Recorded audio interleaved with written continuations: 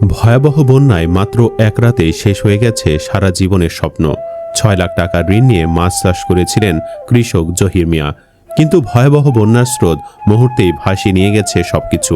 হাউমাউ করে কাঁদতে কাঁদতে বললেন, এখন তার সামনে মৃত্যু ছাড়া আর কোনো পথ খোলা নেই। শুধু জহির মিয়া নন, চট্টগ্রাম সহ দেশের ১৬টি জেলার হাজারো পরিবার আজ একই অসহায় বাস্তবতার মুখোমুখি। ফসল নেই, মাছ নেই, ঘর নেই, রয়ে গেছে শুধু বেঁচে থাকার আর্তনাদ। আর এরই মধ্যে উত্তরবঙ্গের দিকে ধেয়ে আসছে নতুন বন্যার আশঙ্কা। তাহলে কি অপেক্ষা করছে বাংলাদেশের সামনে? বন্যায় মানুষের দুর্দশা কোন পর্যায়ে পৌঁছেছে তা নিয়েই আলোচনা করব আমাদের এই ভিডিওতে। বিস্তারিত জানতে ভিডিওটি ১ সেকেন্ডও না টেনে শেষ পর্যন্ত দেখতে থাকুন। চট্টগ্রামের বাঁশখালীর কৃষক জহির মিয়া যেভাবে ঋণের ৬ লাখ টাকার পুঁজি হারিয়ে দিশেহারা, ঠিক একইভাবে বন্যা কবলিত প্রায় ১৬টি জেলায় এমন করুণ কাহিনীর অভাব নেই। কয়েকদিনের ভারী বর্ষণে এখনও পানির নিচে চট্টগ্রাম, কুমিল্লা, সিলেট সহ দেশের বিভিন্ন জেলা। এতে অর্ধশতাধিক প্রাণহানির পাশাপাশি কৃষি, মৎস্য ও প্রাণী সম্পদ খাতে সবচেয়ে বেশি ক্ষয়ক্ষতি হয়েছে। গত রোববার প্রায় ১ লাখ হেক্টর ফসলি জমি পানিতে তলিয়েছিল। গত ২ দিনে বৃষ্টিপাত কিছুটা কমে আসায় পানি নামতে শুরু করেছে, তবে এখনও প্রায় ৮২,০০০ হেক্টর জমি পানির নিচে।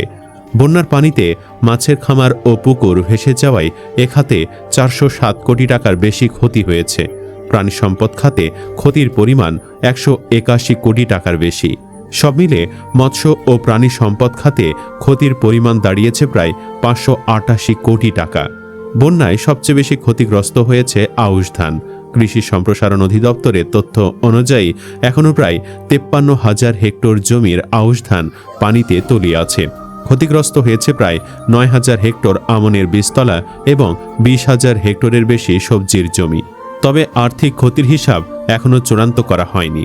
টানা ভারী বৃষ্টিতে দেশের মোট ৪৩টি জেলা বন্যা কবলিত হলেও বেশি ক্ষতি হয়েছে ১৬টি জেলায়। জেলাগুলো হলো চট্টগ্রাম, কক্সবাজার, রাঙ্গামাটি, খাগড়াছড়ি, নোয়াখালী, কুমিল্লা, বরিশাল, পটুয়াখালী, ভোলা, ঝালকাঠি, হবিগঞ্জ, নওগাঁ, যশোর, মেহেরপুর, বাগেরহাট ও বরগুনা। কৃষিবিদেরা আশঙ্কা করছেন বন্যার প্রভাবে খাদ্যপণ্য, মাছ ও মুরগির দাম কিছুটা বাড়তে পারে। বিশেষ করে চালের বাজারে চাপ তৈরি হওয়ার শঙ্কা রয়েছে, যা মূল্যস্ফীতি নিয়ন্ত্রণের প্রচেষ্টাকে বাধাগ্রস্ত করতে পারে। এ বিষয়ে কৃষি অর্থনীতিবিদ জাহাঙ্গীর আলম খান বলেন, প্রায় ১০% আউশ ধান ক্ষতিগ্রস্ত হয়েছে। এতে প্রায় ৩ লাখ টন চালের উৎপাদন কমতে পারে। আমনের বীজতলা পুনরায় তৈরি করা সম্ভব হলেও সরবরাহে কিছুটা চাপ তৈরি হতে পারে, যার প্রভাব বাজারে পড়তে পারে। তবে কার্যকর বাজার ব্যবস্থাপনা ও নজরদারির মাধ্যমে পরিস্থিতি সামাল দেওয়া সম্ভব বলে মনে করেন তিনি। বন্যায় ফসলের পর সবচেয়ে বেশি ক্ষতি হয়েছে মৎস্য খাতে। বন্যার পানিতে পুকুর, ঘের ও খামারের মাছ ভেসে গেছে। বিশেষ করে চট্টগ্রাম, পটুয়াখালী সহ উপকূলীয় এলাকায় অনেক পুকুর ও চিংড়ির ঘের ক্ষতিগ্রস্ত হয়েছে।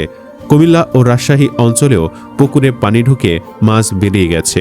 মৎস্য অধিদপ্তরের হিসাবে বন্যায় মৎস্য খাতে ক্ষতির পরিমাণ ৪০৭ কোটি ৪১ লাখ টাকার। ক্ষতিগ্রস্ত হয়েছে প্রায় ৩৪,০০০ মাছের খামার ও পুকুর এবং ৩,৮৮৯টি মাছের ঘের। ক্ষতিগ্রস্ত হয়েছে ৪৬টি মাছ ধরার নৌযান। বন্যার সময় ৫ জন জেলের মৃত্যুর খবরও পাওয়া গেছে। এছাড়া পুকুরের পাড় ভেঙে অবকাঠামোগত ক্ষয়ক্ষতিও হয়েছে। প্রাণী সম্পদ অধিদপ্তরের তথ্য অনুযায়ী বন্যায় সারা দেশে ৪,৮১৯টি গবাদি পশুর খামার ক্ষতিগ্রস্ত হয়েছে। এতে প্রায় ৯১ কোটি টাকার ক্ষতি হয়েছে।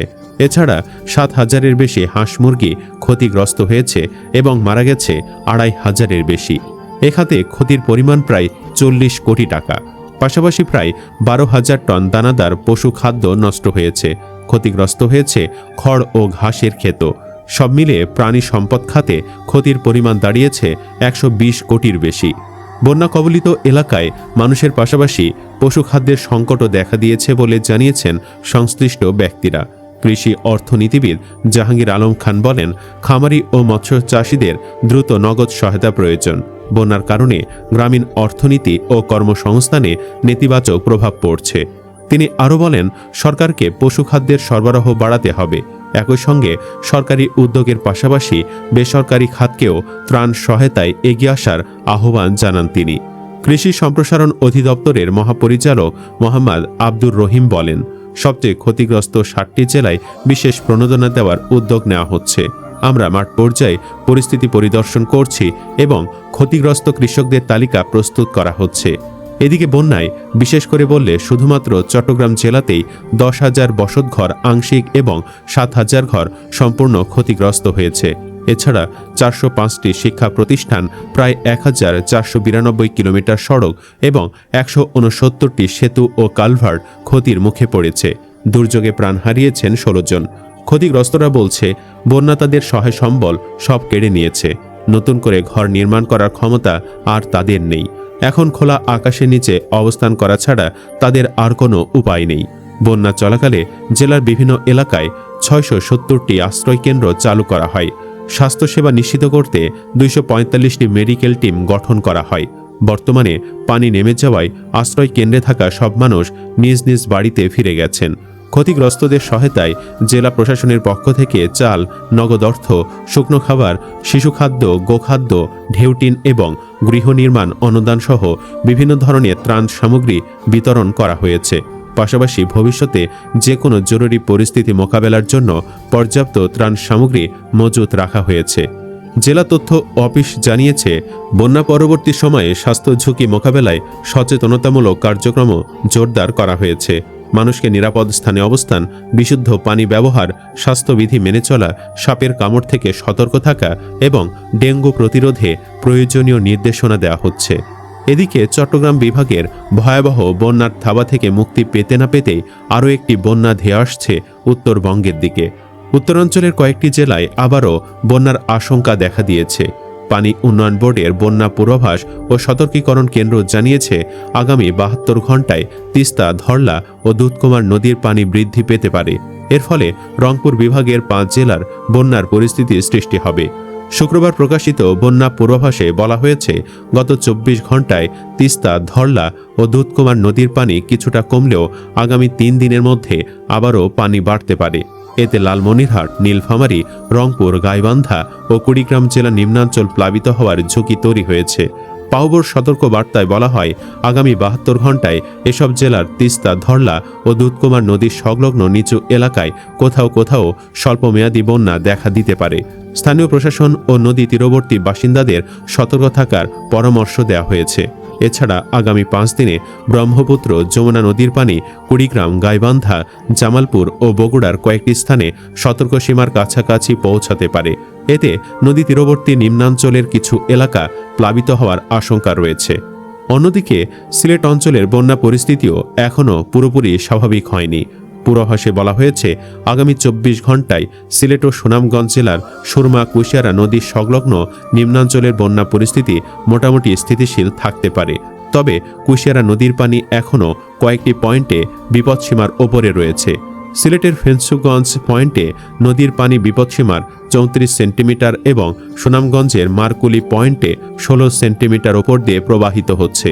পাউবো জানিয়েছে, গত 24 ঘণ্টায় কুশিয়ারা নদীর পানি আরও কিছুটা বৃদ্ধি পেয়েছে, যদিও একই সময়ে সুরমা নদীর পানি সামান্য কমেছে। তবে আগামী 3 দিনের মধ্যে এই দুই নদীর পানিও আবার বাড়তে পারে। ফলে সিলেট ও সুনামগঞ্জের নদী সংলগ্ন নিম্নাঞ্চলে বিদ্যমান বন্যা পরিস্থিতি অব্যাহত থাকার আশঙ্কা রয়েছে। এদিকে নেত্রকোনা জেলার কলমাকান্দা পয়েন্টে সোমেশ্বরী নদীর পানিও বর্তমানে বিপদসীমার ওপরে প্রবাহিত হচ্ছে, যা স্থানীয়ভাবে নতুন উদ্বেগ তৈরি করেছে। এছাড়া ভারতের মেঘালয়ের কয়েকটি অঞ্চলেও উল্লেখযোগ্য বৃষ্টিপাত হয়েছে। উজানের এই বৃষ্টির প্রভাব বাংলাদেশের উত্তর পূর্বাঞ্চলের নদীগুলোতে পড়তে পারে বলে পূর্বাভাসে উল্লেখ করা হয়েছে। সুপ্রিয় দর্শক, আসুন বন্যার্থদের জন্য দোয়া করি, আল্লাহ যেন দুঃখ কষ্ট লাঘব করেন, আমিন। আপনিও কমেন্ট বক্সে আমিন লিখুন। ভিডিও ভালো লাগলে লাইক দিন এবং চ্যানেলটি সাবস্ক্রাইব করুন। ধন্যবাদ।